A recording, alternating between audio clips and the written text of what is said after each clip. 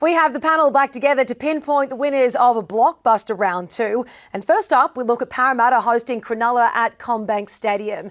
Now, obviously, both of these sides were first round losers. Josh, can the Sharks get the job done over the Eels out there at CommBank? Yeah, no, I've gone against them. I've gone the Eels. I think no Wade Graham, no Nico Hines, no Braden Hamlin, Ueli there.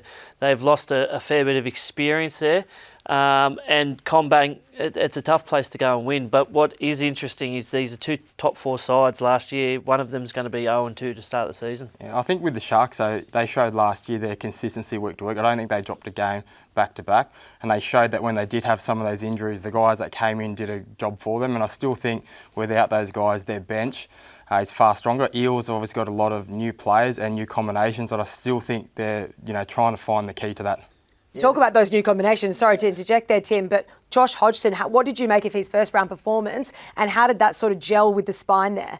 Yeah, my criticism of the Eels is exactly that, the new combinations there around Josh Hodgson, who I thought he was really good in round 1. He had some terrific moments, set up a really nice try for Jackson Barlow there.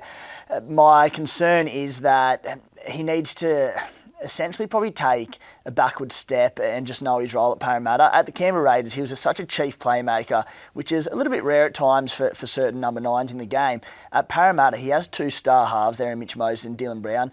So as good as he'll be creative there around the ruck, at times he's just going to have to take a back seat and just give early ball to these star halves. How long does it take when you are coming into a club to sort of understand the way they play and what they're putting out on the park each week? Does it take time?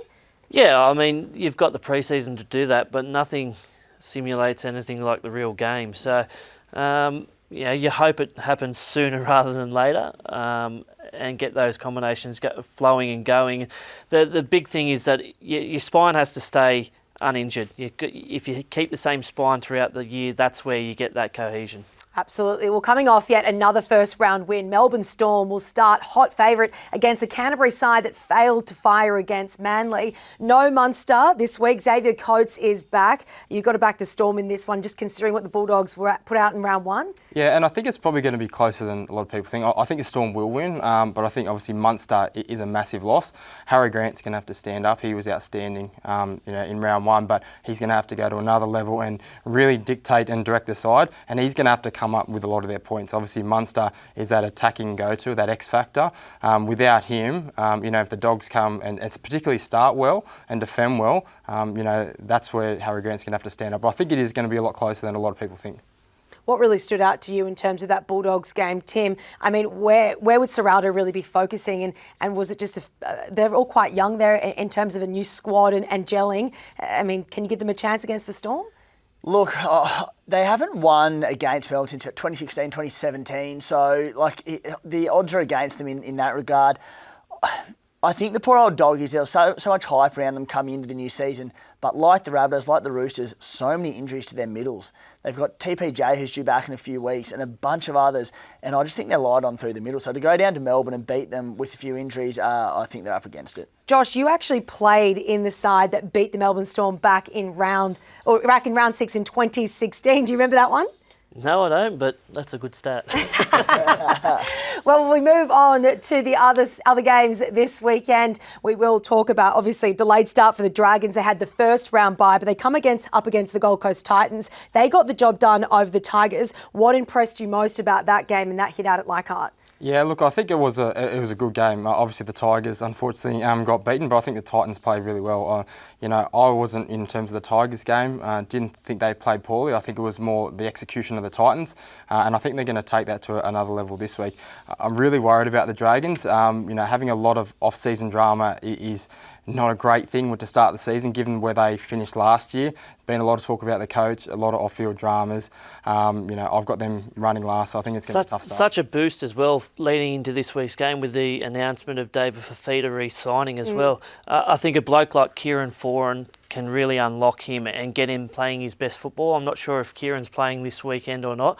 Dragons, they've had an extra round to prepare for this game. They want to come out and make a statement, and it'll show their support of the coach if they come out and perform well for him as well. You touched on David Fifita there. I might take your job for a minute, Tim. There, he ran for 170 metres, 5 tackle busts and a try assist. It earned him 5 Dally M points. What do you love about David Fifita and what he brings to this side? Well, in terms of round 1, it was exactly that. He had 17 runs, That's what we want from David Fifita. We want output. And we've also, the issue's always been, who's the half that can unlock the best out of Dave Fifita? Now, if you said before Kieran Foran signed any half in the NRL, you'd go Kieran Foran.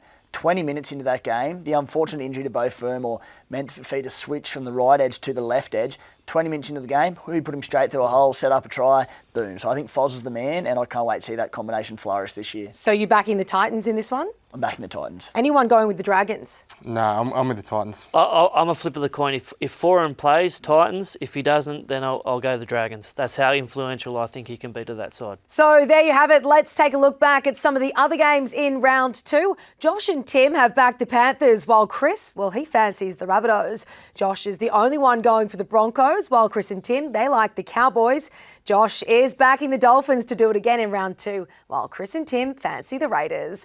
Don't forget to subscribe below and follow us on socials. We'll be back with Fox Sports Lab NRL next week.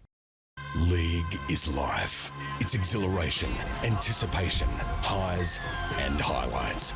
League is everything. That's why we've made a betting brand for league fans. That's better. Gamble responsibly.